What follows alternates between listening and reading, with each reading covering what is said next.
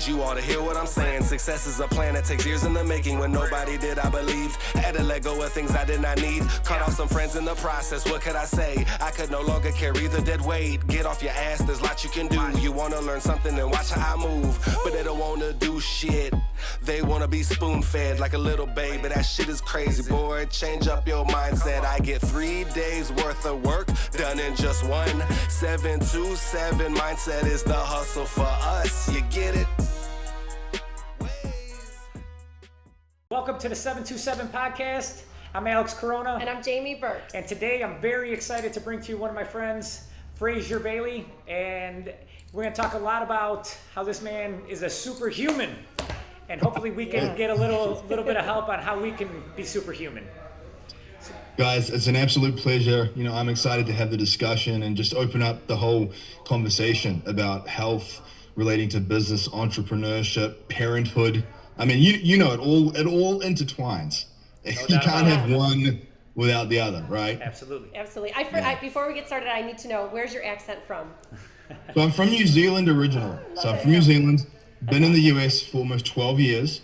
I actually got my US citizenship last year. Congratulations, bro. That's amazing. Thank you.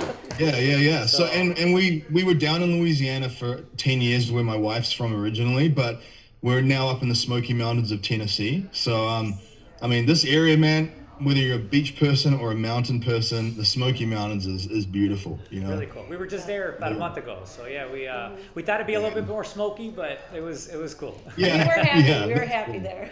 So I have a good friend of mine that he's from New Zealand as well, and he would tell me, he's like, call me Kiwi, and I'm like, okay, like Kiwi, you know, and I just thought that was like his name, you know, or something that like his something, you know, an inside story about it. But one day he's like, no, that's what they call everybody from New Zealand. I'm like, oh shit, my bad. I didn't know. Dude, that's like the sort of local native mascot, and it's like people ask me sometimes, it's like, is that derogatory? Like, can I call you that? I'm like, you can. It's like a nice thing to call a New Zealander. So I never heard that before, so that was the first time I heard it. I was like, okay, keep it. So that's cool. I love that. One day I'm gonna go there though. So I heard it's really cool. My brother's been out there. He's been to Australia and New Zealand, and he tells me, he's like, Alex, he's been all over the world, and that's his favorite place. So yeah, it is beautiful, man. It really is, guys. So what made you come to the States? So my wife, actually. It's funny because before the days of online dating being normal, we connected through Facebook because we're both in the health space, you know, so we're both sort of doing health related stuff. And she was running a gym. She had her own personal training studio. Me being in the nutrition space, we were in sort of the same health masterminds. Okay. And it's funny because we just kind of clicked, and you know, we built this friendship online. And then at a certain point, I just thought to myself, you know, if I don't come over here and just meet her and see what could be, it's going to be one of those cliche stories of I'll look back when I'm 80 years old and always wonder what if. You know, I always wonder, what if I just took that risk? What if I just took that leap? And instead, I let like my fear stop me, right? And so came over here on a temporary visa, got married, adjusted the visa status, went through the whole legal process, which was like, I mean, they pretty much give you everything short of like a colonoscopy. So it's like, you know, the full thing. Sure. Yeah. The full thing. But then, you know, and now, man, like 12 years on, we have a 5-year-old daughter. The rest is history. And so like, I came over here for that reason. And that's one of the things that I tell people, guys, is like, when I did that really opened my eyes to that notion that if I didn't take that leap, like how different would my life be? And so I think about that now when I'm making like business decisions.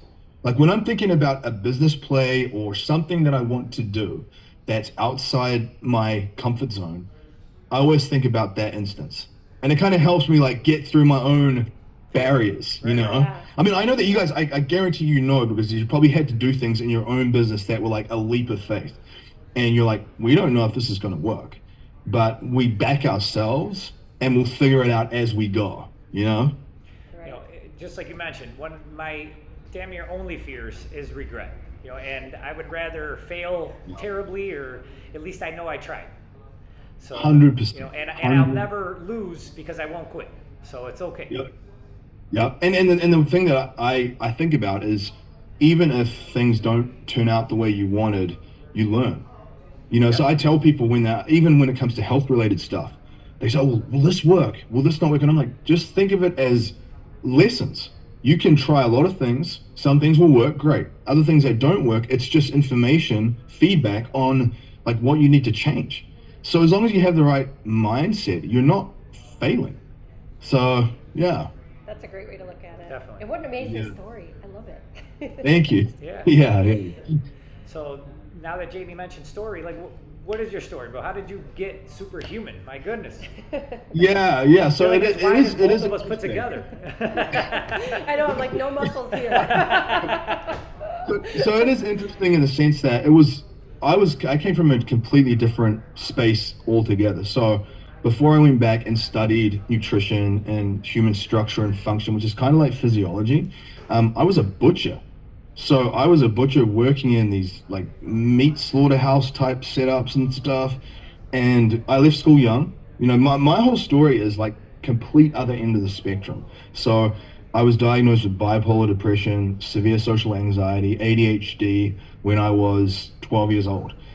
Me being 40 this year, back then those types of diagnoses weren't common. You didn't have a lot of people getting diagnosed with ADHD when I was 12, especially things like bipolar depression and stuff like that. It's way more common now. We can obviously dive into all the mechanics around that, but so I was diagnosed with all these things, and I had a ton of mental issues.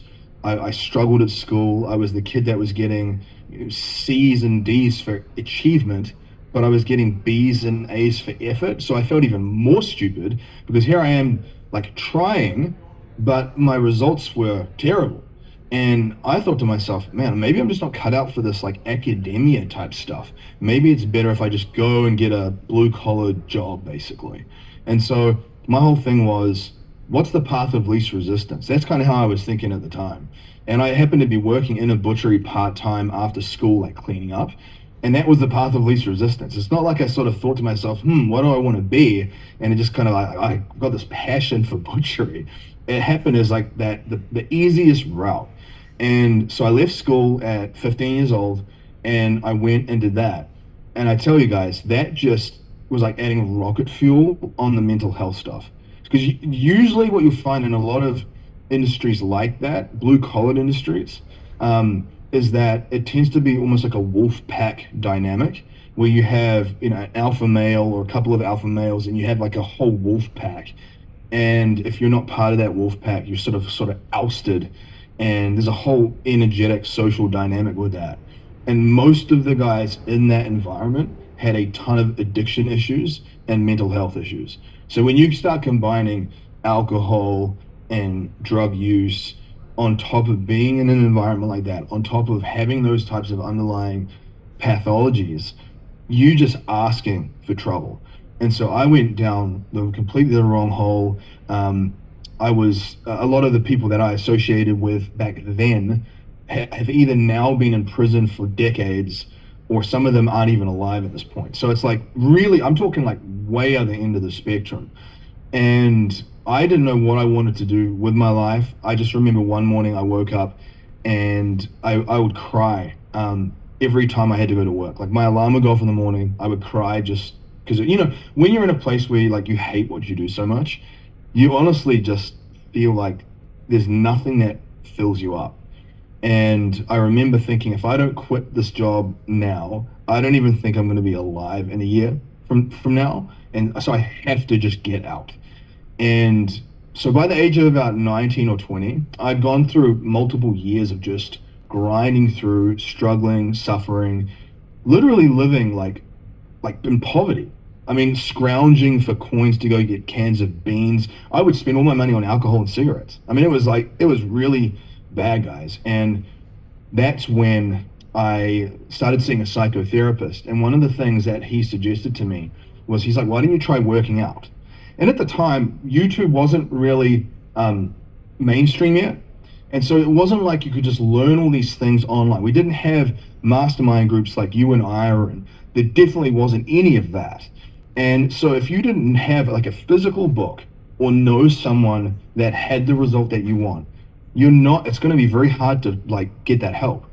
And so I didn't know that working out was good for like your brain chemistry. I didn't know working out had all these other benefits. I just thought it was something bodybuilders did. And like at the time, I was like, I don't really care about that stuff. I mean, like whatever. But he said to me, he's like, why don't you try it? And so I thought to myself, well, there's been a lot of other things that he's been right about. Like he knows me at this point. So I thought I'm just going to try and see. And I tell you guys, it really started to change my life, because for the first time I could see how me putting in like effort in this area gave me some obvious visual ROI. So it wasn't like, okay, I hope this is working, I wonder if this is working. I could see it. And it was, especially coming from a place where you've had crippling anxiety to the point where you get panic attacks in public and stuff, when you can control one thing like your body, it gives you this sense of calm. Like at least I have control of something. And that's kind of planted that seed. Like, it's like once you find something that you're fascinated with, it's almost like you don't need anyone else to push you. You just have that curiosity to just roll with it. And that's when I went back to study nutrition and fitness and human structure and function. And even then, get this, even with everything that I've been through, I only just passed at the time. It was like I just scraped through. And I think part of it was I still had some of the old habits. I didn't really understand nutrition that well. I was still kind of drinking. I'd made a lot of progress and I had some okay physical results, but I still wasn't really dialed in. And then fast forward all that, I get that. I start doing nutritional programming for people in gyms, and that's when I met my my wife Lauren in some of these online groups, because I started to try and learn about like, how could I get better at coaching, right? And so obviously this was a very, very early stages of online groups and masterminds, very early stages. And that's obviously where the seed kind of got planted. And long story short, I come over here and I just kind of get more and more obsessed with the health stuff. I feel like a lot of people who are diagnosed with ADHD, I actually feel like it's a superpower almost. It's like it's a weapon when you know how to channel it. My wife will tell you that, like, I have almost a photographic like memory. So I can hear something on a podcast and I can retain it. Well, like, I don't read books, but I'll listen to a whole podcast and I can retain all the useful pieces of information, like assimilate it, learn it, apply it, and then teach it. And so she's like, I don't know how you do that. You just kind of just take on all this, like, this information, and how do you retain so much? I don't know, it's just part of the way I'm wired. And now to the point where by pushing and really working at refining that craft to the point where the results are, for me, were obvious, and then I started to get other people really pronounce results. That's what opened the door to work with, former Navy SEALs, former Army Rangers, Green Beret. Like, I've done stuff with all the special operators around, SWAT, police, all the way to high-level attorneys, real estate agents, business owners, CEOs, to like musician Chris Daughtry, who was one of the first American Idol guys. Like, I work with him very closely. I'm literally prepping him for a muscle and fitness spread for Friday. So it's gone from like scrounging for money to get cans of beans, working in a butchery, to the point now where I've just had the blessing of being able to work with some really high level people. And we use a lot of advanced concepts now. So, I use a lot of blood work related stuff. So for, if I have someone coming in at this point, they might get a full blood panel run, food sensitivity testing, hair mineral testing done. And then I kind of reverse engineer all the little details in a way that's simple. So they can take all that confusing data in a very, very simple process and be able to apply it for themselves in a situation where they might be a busy parent, entrepreneur, traveling a lot, doing a lot of lectures, speaking, events, whatever, and are able to make it all work. And for me at this point, guys, it's not really, people will see me on social media and they might see my physique. it's not really, and you probably know this to be true, I'm sure yourself, it's not really about the physical component anymore. It's definitely about the way I feel. So I know as a husband and a father, if I don't look after myself, my fuel tank is going to be low. And when I'm in that place, I'm irritable. I'm not going to be energetic for my daughter and play with her. I'm not going to be, happy and engaged with my wife. And then obviously, if those things are not good, those foundational things like the connection like between you guys, between me and my wife, then everything is off. The connection with your students, with your clients, with your people, it's all off. And that then affects like your business. And so my whole thing is like, how do you elevate yourself going from that 1.0 to that 2.0 version of yourself? And how do you be like a walking billboard for your values? You guys are very sort of athletic and vibrant looking. That's what stood out to me about you guys in the first place. And I tell other business people that in many ways you are a walking billboard for your brand. And obviously, the clothes or the vehicle or the house, that's important. Like that package is important, but like your vitality and your energy. And if you don't have that and you don't look healthy, subconsciously there's gonna be a disconnect.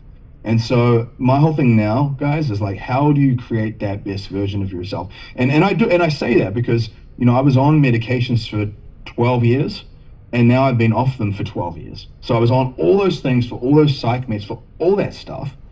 And now I've been off all of it.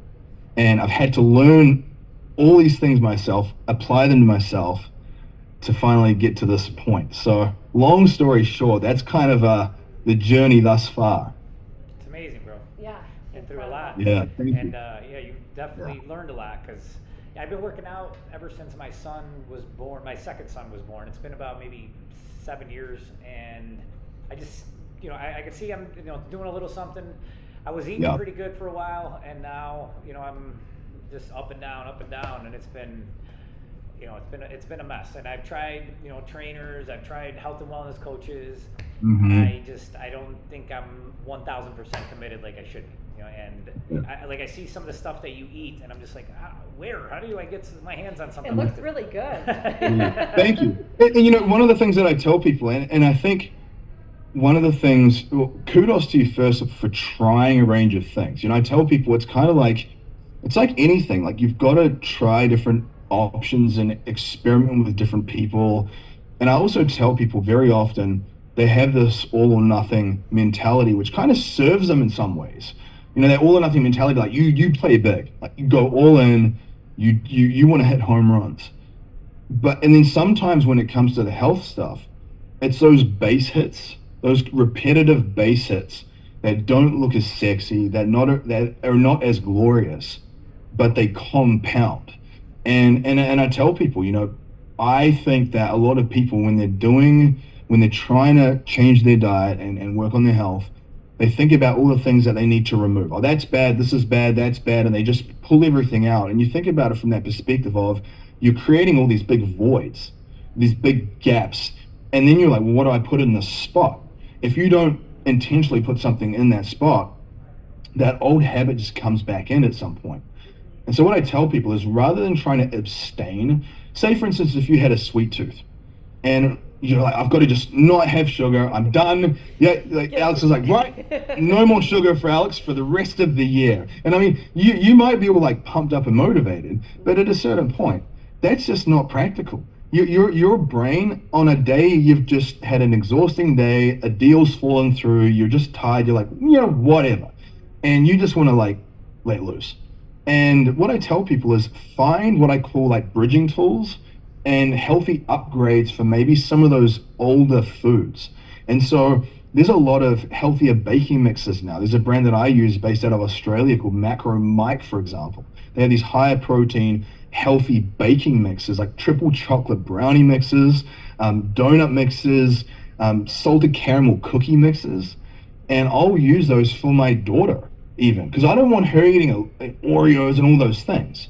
So we'll get the healthier baking mixes for her. I'll do that stuff in some capacity a little bit every day. And it's low in allergens. It's got a really clean nutrient profile. And so I'm eating this thing that is sweet. It's fulfilling that need. I'm not fighting myself anymore with the diet, and I get the result. And so I tell people part of it is just like when you know you have other options, you can kind of maneuver that and find these bridging tools. And again, that's been like my journey, because I was the guy who would try and stop, and I would sort of do this binge purge thing. A lot of fitness people typically do that, where it's like they restrict, and then they just kind of relapse, restrict, relapse. And I thought to myself, that has just not worked. And I find for a lot of my students that typically doesn't work. And so finding bridging tools, healthier upgrades, man, it's a game changer, you know? That's cool, yeah. And that's stuff I didn't know. So that's a good thing. Yeah. And it's one of those things where I also tell people, you know, like find your journey is a spectrum, guys. So rather than thinking that, okay, I'm going to do 75 hard and I'm going to be like 100% all in and I'm not going to deviate at all, I would say if that works for you, do it. But if you've done it before and you've just gone back, and you've done it before and you've gone back, what I would say is find that middle ground where maybe you keep things locked in, and then we program in a free meal that you guys can have as like a date night once or twice a week, where you can go out, you can have that meal you enjoy, you can connect, and you can have that dietary break, and then you're back to the focus. And I say, like, when you schedule that in, and it's like you're doing it on a day you work out, for example, and then ideally if you're training the next day, you can actually get really good results. And so I try to tell people that, because I want people to realize that you don't have to be a sort of a psycho basically to be able to get good results. You know, yes, it's important to have routines and have these structures and systems. I mean, part of, you know, what you guys talk about is how do you compress down time and get more stuff done? How do you become more efficient with everything you're doing? And so that's always been a big focus for me, because, you know, dealing with guys like Chris Daughtry, the musician, I mean, his calendar is just stacked. And so he's got so much stuff, and he's also a husband. He's also a father. He's got 3 young kids. One of them has some learning challenges. So it makes things even more complicated. And he still has to get in shape for his music videos and his album promotion stuff and all these things. And so we use a lot of these concepts on guys like him who are traveling, going on tour, at home sometimes, and then on the road, on tour buses. If someone like that can make these processes work, guys, like anyone can, once you have the right tools, you know?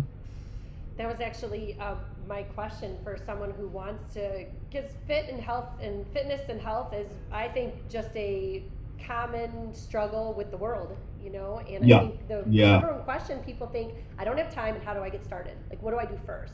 And I love the fact that you said, instead of eliminate, substitute. And then also, you don't have to schedule a 2-hour workout every single day of the week for it to be effective. You can do small things consistently. So that's awesome. Yeah, I mean, and that's the thing, you know, I tell people, I call them low-hanging fruit principles, where, you know, there's this Pareto law of 80-20. So, you know, 80% of your results will come from 20% of your action. And I've seen that play out in my own life. And I tell people, you know, if I was going to give someone like an 80-20 principle of what are the main things, if you're starting or you're wanting to try and get to that next level, but you're not really sure, like, where should you be focusing? I would say, you know, if you weight train 3 to 5 times a week for 20 to 45 minutes, 3 to 5 times a week, if you get your step count up to, say, like at least 10,000, I'm going to give you a hack in a second that can really help with fat loss. So my step count's up around 20,000, and down in my other office, I have a standing desk with a treadmill, and so it's like a little walking pad. And when I'm at my computer, I'll just be plodding along methodically, and I'll clock up about 20,000 steps in a day. And I've had our students do nothing else but add that in, and people lose so much body fat, it's crazy. People don't realize how much your step count can massively improve not just your fat loss but your energy levels. And so very often what I tell people is, if you're getting that mid-afternoon crash, a walking pad, some type of setup with a standing desk and a treadmill where you're just plodding along, that can not only get you through those energy dips when you'd normally be wanting to like grab something to eat, it helps with digestion and it helps with fat loss. So I tell people, like, get your step count up. And a lot of the guys and gals that I work with are busy entrepreneurs like you guys. So it's like, well, they're like, well, Fraser, I get it, but how am I meant to take like an hour walk each day? And that's not going to happen. And I'm like, that's an example of what I just talked about, where you're stacking habits on top of each other. You know, the habit stacking principle, where sometimes I'll throw my weighted vest on. I did a live stream in one of my coaching groups the other day. I had my weighted vest on, I was walking, and I did the live stream all at once because I like wanted to check off all the boxes, man. And so it was like an hour live stream. Just got a bunch of like fat burning stuff done, and I did a value adding live stream. So I would say that's the next component. And then a couple of the other ones are like, you know, if you get your blood work run, that can open so many doors for people. I don't think they understand how useful it can be. So what I tell people is if you go and get a fully comprehensive blood panel done with thyroid, sex hormones, everything, it can really show you areas that are not right. And that can be really affecting your mood, your energy, your vitality in general. And if you know which areas aren't quite right, you can troubleshoot those things and see massive improvements. I mean, a classic example is vitamin D. So a lot of people will have a low vitamin D status.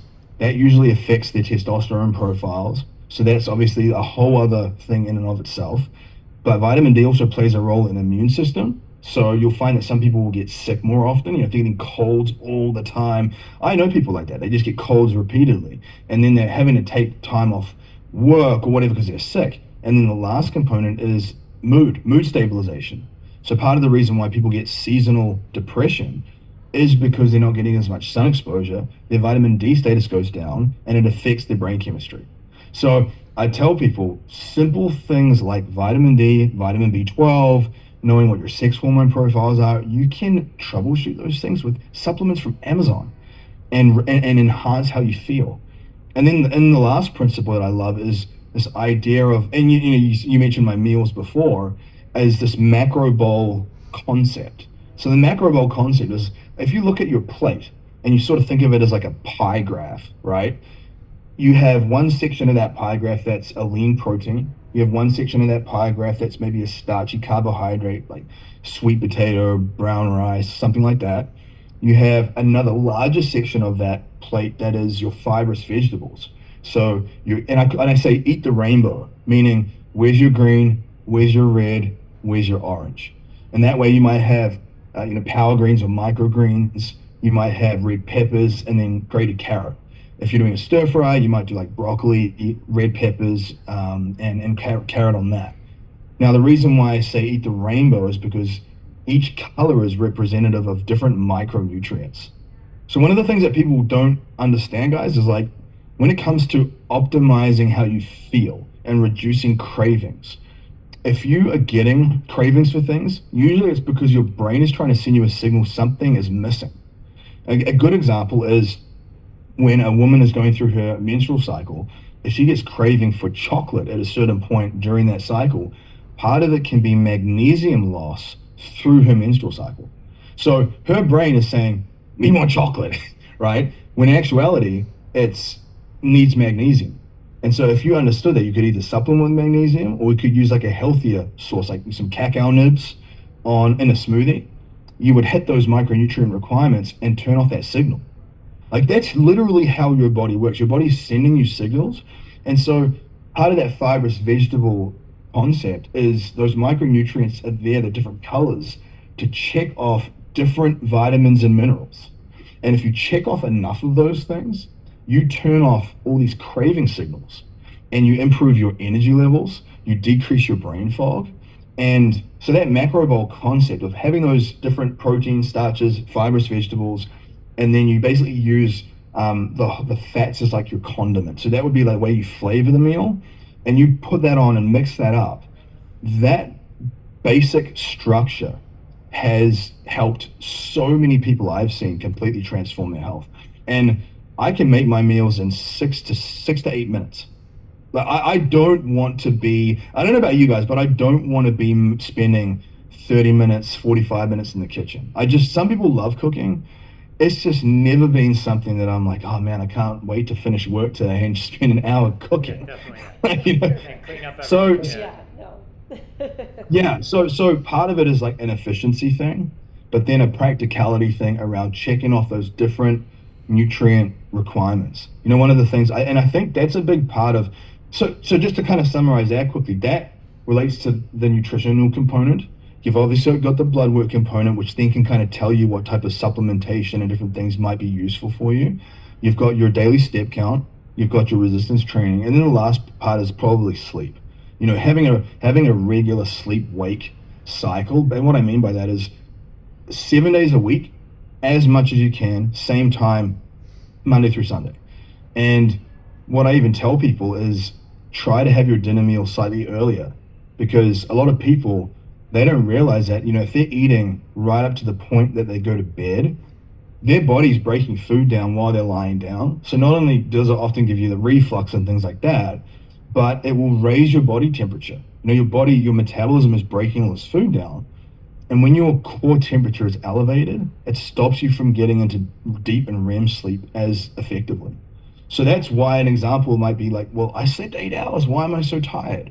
Well, if you sleep 8 hours, but your REM and deep are zero, if they're very low, you're not actually getting a lot of restorative sleep. You're just getting a lot of light. And that's very common. I either see a lot of entrepreneurs and business people, they're so stressed, their sleep is kind of an afterthought, or they are getting sleep, but they're still so stressed that they're getting a ton of light sleep and no REM and deep. And so they're not getting that restorative stuff. So I think those are the main pillars. And and to kind of tie it all together, I tell people, food is like software and your body and mind are the hardware. Meaning that food, that meal, that snack, whatever it is, that is either a good operating system update or it's like malware. And think about your computer. If you've had a virus on your computer before, things start to glitch, things crash. You don't get angry with your computer per se. You realize, okay, I've got something on here, I'm going to have to run Norton antivirus, clean it up. But you don't think it's the computer that's broken. You're not going to get rid of the computer. You need to clean it off. And the same thing is true where if you run a good operating system update, it kind of irons out all the bugs and it makes things work more effectively. Your body and mind are pretty much the same. And so food is in many ways either malware or it's an operating system update. And so anytime I think, so for example, let's say you've got a really important closing coming up with a really big client, that in the days preceding that, that's when your nutrition and your routines, you almost have to behave like an athlete preparing for like an NBA final or something. Like you want to be dialed in with your diet being really clean. You want to be exercising a little bit, but not overtraining. You want to be really focusing on the sleep and the hydration component, because that stuff that you do in the days preceding will affect your brain chemistry on the day. And then that kind of affects how you show up energetically. So it's a big part of it. I mean, I've had to learn these things because, like I said, when I came from being diagnosed with all these things, life was really, really difficult, really difficult. And if I didn't figure out and learn how to understand these concepts and apply them, I would have just kept putting malware into my system. And to this day, I would just be pumped to the brim on antipsychotic meds. My skin was terrible. That's one of the other things is that, if you eat poorly, you end up getting a lot of psoriasis and eczema and pimples and all kinds of stuff. So the skin was terrible, like water retention, you look kind of puffy. So it's just one of those things where like all of these things that I share with you guys are literally through trial and error, like walking through the fire of adversity, basically. So do you do any fasting, or you make sure you eat 3 meals a day, or? Oh, good question. So this is one of the things, again, I always tell people the beautiful thing about health and fitness is that there's so much context and there's no right or wrong way to do stuff. There's different aspects. So fasting, it can be a really useful tool. What I'll do is, say for example, on a rest day, I will do some extended fasting at times where I'll go through to after lunchtime, even later in the day at times. Like if say for example, if we're traveling and I know that we're going to be on flights and things are going to kind of be all over the place, and a lot of the time you don't really want to rely on what you find in the airports. Right.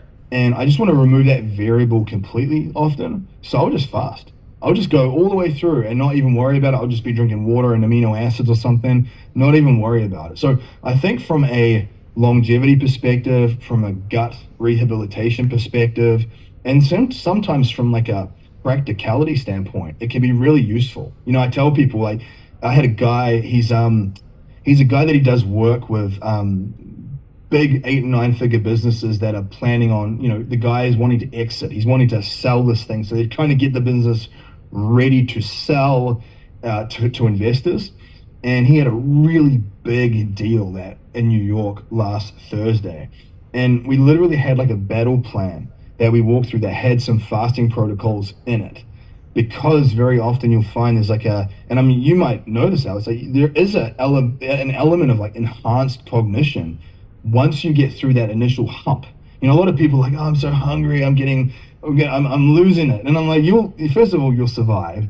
And the second thing is like, very often, like you probably know, like once you get through, you almost feel like more energy, you know? And so I tell people, I think fasting has its place for people that are really busy, especially if you need to lose a lot of weight, it can be a useful tool.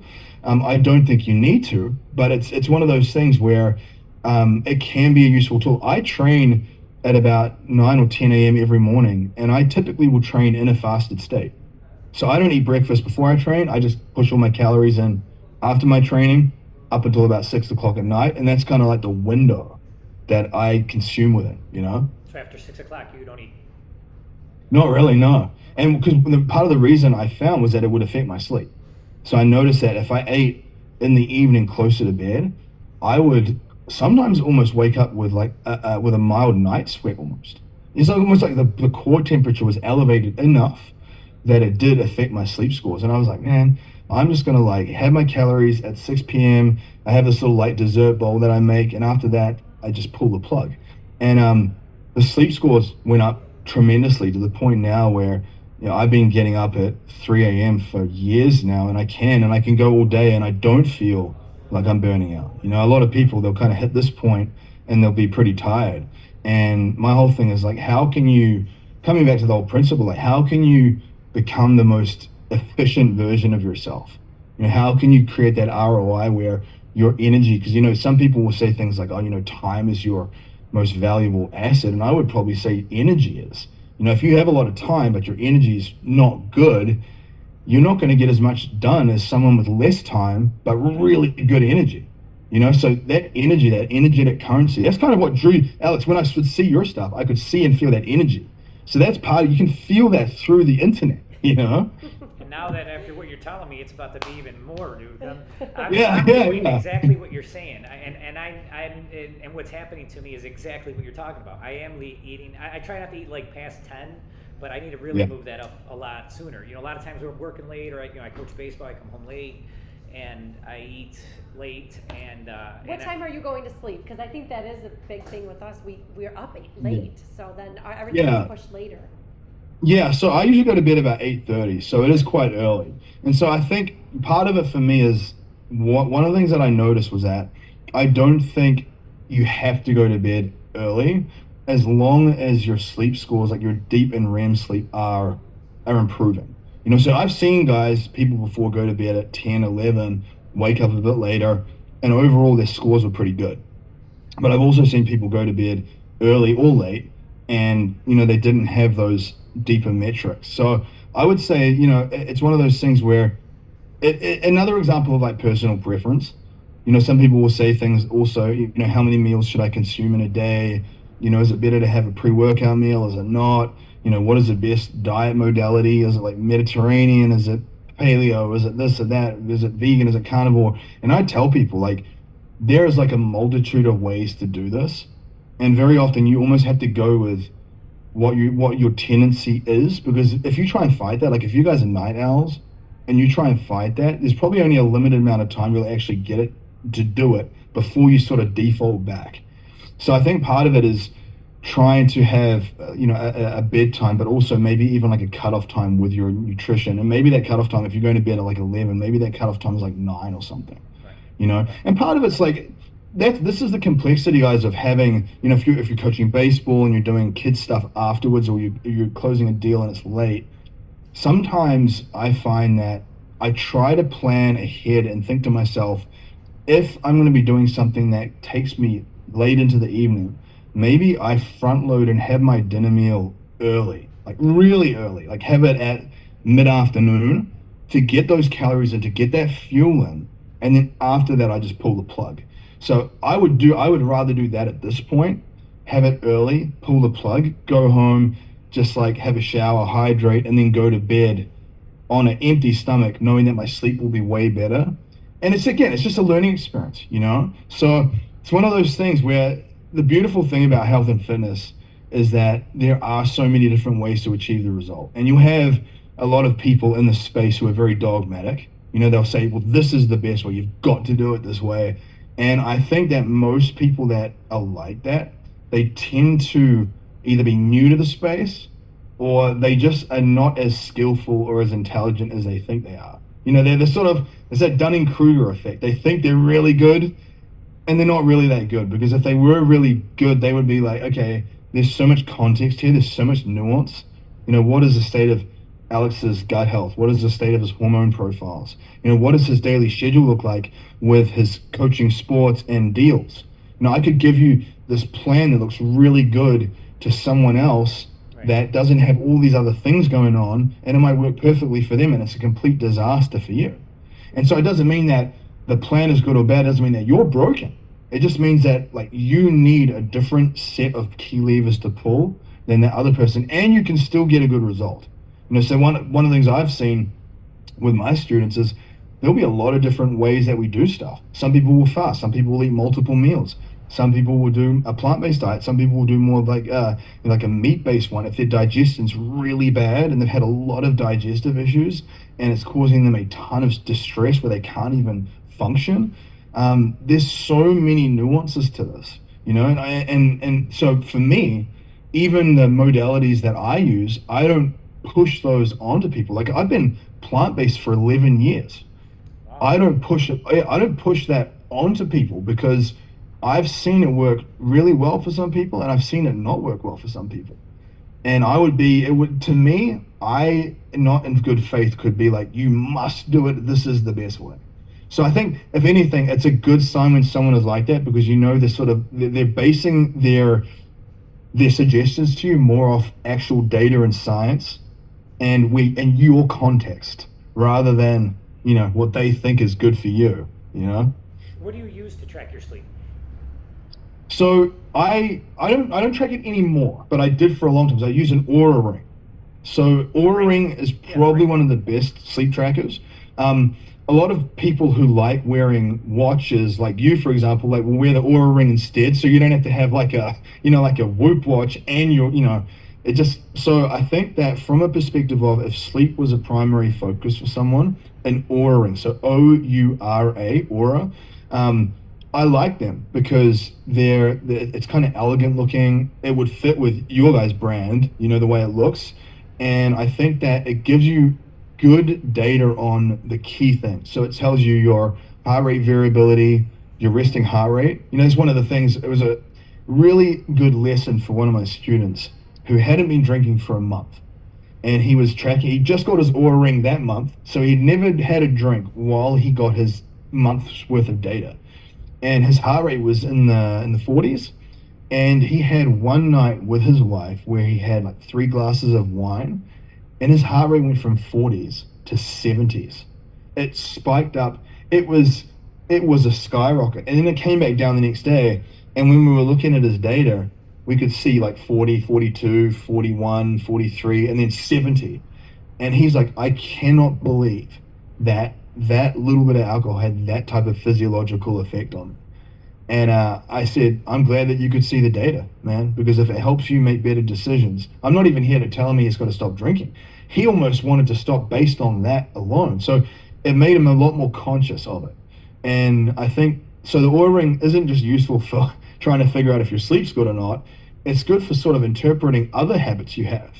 You might have a night where you have a big bowl of ice cream before bed and your REM sleep is like 0. And then you have another night where you go to bed and you have a really healthy meal and you don't eat anything like for an hour or two before you go to bed, and your REM sleeps up at like 60 minutes, and you wake up feeling really rested, and you're like, oh, this feels amazing. So I tell people, like, try to focus on the feeling that you want to achieve after the habit, after the thing is done. So I think to myself, I didn't want to come on and eat a pack of Oreos before I had this conversation with you guys. I'd be standing here with like brain fog and like blood glucose levels up and down like a roller coaster. So everything this morning was like clean and locked in for that reason, because I want to show up and be able to, give your audience some really good value. So again, coming back to all these principles of like, just core principles basically, So for somebody that has like never worked out ever, what advice would you give them to get their ass in the gym? Yeah, so I would say the first thing is, if they're like sedentary and they're overweight and they're not doing anything, I would tell them the first thing they should probably do is just like a 20-minute walk every day. Because what I found is that when people start to move with something that's a really low bar of entry, like taking a walk with their dog or something, or walk with their spouse, that typically then shifts that gear from first gear up to second gear up to third. That when they're in that third gear, that's when they have more energy to go to the gym. So what I would tell people, a couple of things. I would say, make sure that you just start walking. Like, that's huge. If you can, walk out in the sun, get some sun on your skin. I would say another thing is have some form of accountability. I think that if someone's tried to do things by themselves a lot, there's only so much willpower that you have. I'll give you an example. So earlier today, for instance, I had a private Zoom session with a guy from upper level management in Apple in San Francisco, where he's in the Apple gym. I can see him on Zoom, and I can literally push him and train him through sets in real time. And the cool thing is that he'll go to Argentina for, where his wife is from. They'll be down there. I'll be able to push him. He'll be on the balcony of a hotel in Argentina. I can push him through a banded workout down there. I can push him at the Apple gym. If he's at home for a particular day, I'm pushing him there. So the point I'm making is that sometimes if you're really struggling to get it done, you need to almost outsource that discipline. If you can, you need to find something or some way to jumpstart your engine. And I think another part of it is like, if you get in an accountability group, or you have people around you that are sort of doing it with you. If you're just doing it by yourself, it's way harder. If you have a group of friends, if you're in a mastermind, if you have something where you have some type of accountability system, that can at least help. I would say the other thing, from a tactical standpoint, just get into the gym and just use machines first. You don't have to get all fancy and figure out how to do like a clean and jerk and max effort deadlifts and stuff. I mean, don't even think about that. I would be jumping on the leg machines one day. I'd be jumping on the chest and shoulder machines one day. I'd be jumping on the back machines one day. And I would just do that, because those movement patterns will guide you themselves. If you're doing a row, you're not going to be able to go all over the place with a row. The row is going to keep you in this range. So that way you don't have to have all this extra knowledge. You can just hit the machines, go. So I would say like that, and that concept of that not having that all or nothing. Like a 10-minute workout is actually significant. A 10-minute workout per day is significant for someone who's not training. Like you do not have to be training, like you said, 2 hours a day, just destroying yourself. I used to do that when I was a bit younger, and it's not productive when you're a parent. I mean, if you just obliterate your energy where you've just done super heavy leg training and you have no energy for your spouse and kids, I mean, it's, unless you're a professional bodybuilder making money from that, it's ridiculous. So the point being is you don't have to have these long, massive, difficult workouts. And then the last thing I would say from a nutritional standpoint is have a look at some of the meal prep services that are out there. There's different meal prep services, whether it be Go Methodology or Icon Meals or MegaFit Meals, or there's even a lot of sort of like pre-made frozen bowls in the stores. I mean, there's like these I forget the names, like power bowls and different things. And basically, it's almost like a healthier meal, but it's frozen. I mean, yeah, sure, one could say, oh, you need to make your own and all these things, but I would say like if you get a bunch of those power bowl meals, like the protein bowl meals in the frozen section, and you just do that to start with. If you were to do that plus machines for 10 to 20 minutes and walk for like 10,000 plus steps, you would already be ahead of most people. And most people don't even think that. They think that they have to do some massive thing, 75 hard double workouts, like the most brutal workouts. I'm going to do this like super strict keto diet for 75 days. And it's so unsustainable for most people. They just can't wait to relapse. So my whole thing is like focusing on those seemingly small things that are actually big levers. So I would say from that perspective, man, like those things would be what I would suggest to someone if they were just like, I don't know where to begin or a total beginner. I would say focus on those things. That's awesome. Definitely. I was going to ask you, what is your opinion on like protein shakes and supplements? Because a lot of people get stuff, they don't know what they're taking, or how do you know which ones to go with and things like that? Yeah, so I think it's that context of, first of all, I would say not all supplements are created equal. So I would say, when it comes to supplementation, make sure that you use a quality brand. But obviously quality to some people might sound subjective, but I would say, not using brands from Walmart, for example, not using brands from Walgreens or CVS. Like typically the stuff in there are just kind of like these big mainstream things that have a lot of money, but the quality control on them is not good. Brands like Thorne are usually a very good brand because they have a lot of endorsement with a lot of physicians, and physicians have a lot of scrutiny on them legally, and so they need to have a lot of third-party testing and certification for purity. So I would say Thorne is a good brand. When it comes to supplementation, I always tell people, like, try to take, I guess, more of a minimalist approach if you can. But if you want to really biohack yourself, just make sure that you know what's happening in your blood work and even like a hair mineral analysis, so you're not overdoing it. So a good example might be if you get a hair mineral analysis done, there might be minerals or vitamins that you're having almost toxic levels to, like you're consuming so much of it that it could cause issues. Now, obviously for most people, I would say that's not common. I would say it's the other end of the spectrum where they're not getting enough stuff. But I would say I think some people will say, oh, you should just get everything from Whole Foods. Protein shakes are bad. They're like processed, this, that. I would say, yeah, like I get that. I do think on a spectrum, it's going to be much better to eat a whole food lean protein than it is to drink like a protein shake. But I would say from a practicality standpoint, where is that person coming from? Like, if they don't have that protein shake, are they then not going to eat for a while and then get so kind of lightheaded and woozy they just eat a Snickers bar? Or they're not going to do something productive. Does that protein shake help curb their sweet tooth? Does it help them stop eating ice cream or something else? Maybe they can't handle all the food volume in their gut. They had a big salad, they feel really full. Adding more whole food in there, they may feel super bloated and distended.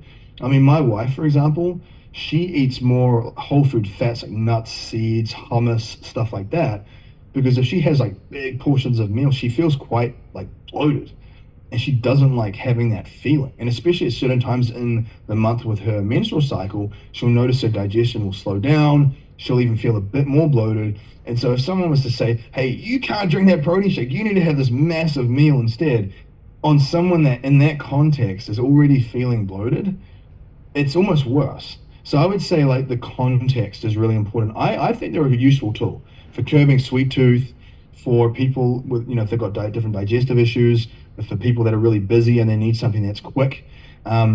I do like to use different supplements. My mentality is like, I'm going to try and get as much good stuff from Whole Foods as I can, but I want to optimize everything. Like if I can fine tune the engine, if you can take that Formula One race car engine, that Lewis Hamilton race car engine, and you can obviously get the engine going well, but then you fine tune it with the details, and that gives you like the little edge here and here and here, and that compounds and just gives you that whole other level.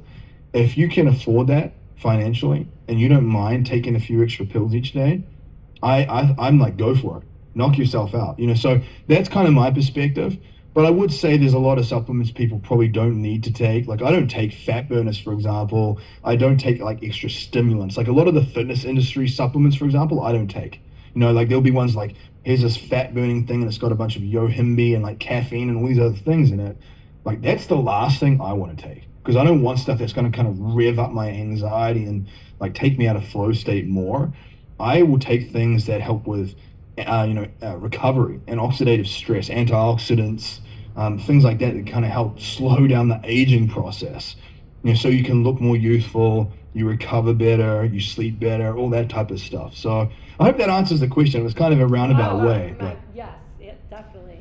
I tell my guys, I tell everyone around me, if you want to, a lot of things, working out will, take care of your anxiety. It'll take care of so many things that are going on with you. And that's why I wanted to ask, what could be the thing that I could get them motivated enough to get them in there, so you definitely answered a lot of questions, and I want to help these guys live their best life and become the most elite version of themselves, and, it starts right there. You got to take care of yourself, 100%.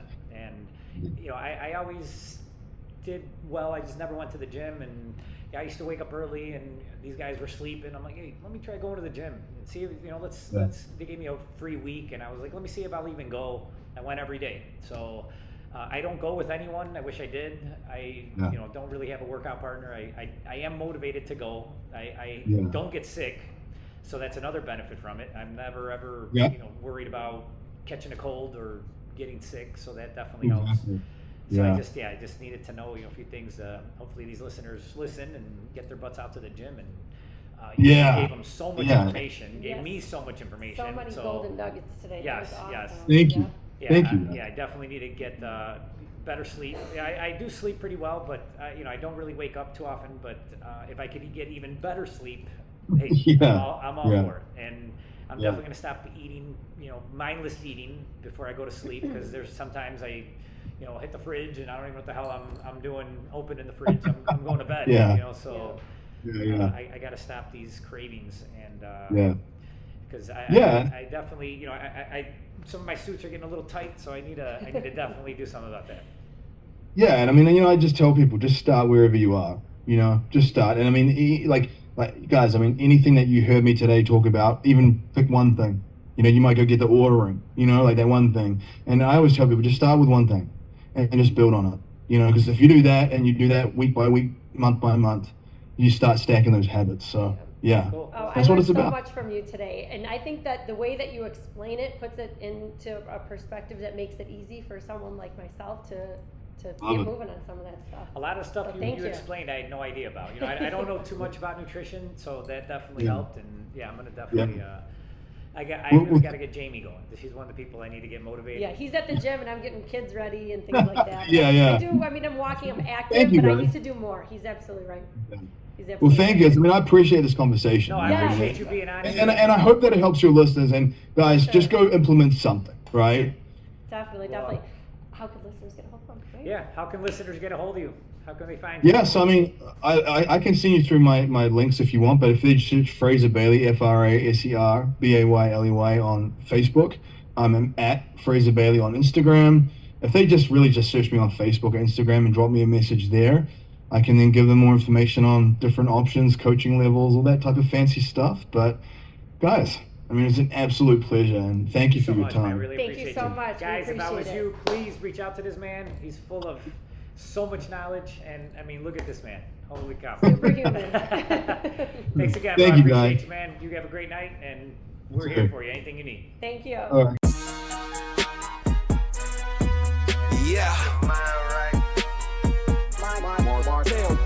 I'ma need you all to hear what I'm saying. Success is a plan that takes years in the making. When nobody did, I believe. Had to let go of things I did not need. Cut off some friends in the process. What could I say? I could no longer carry the dead weight. Get off your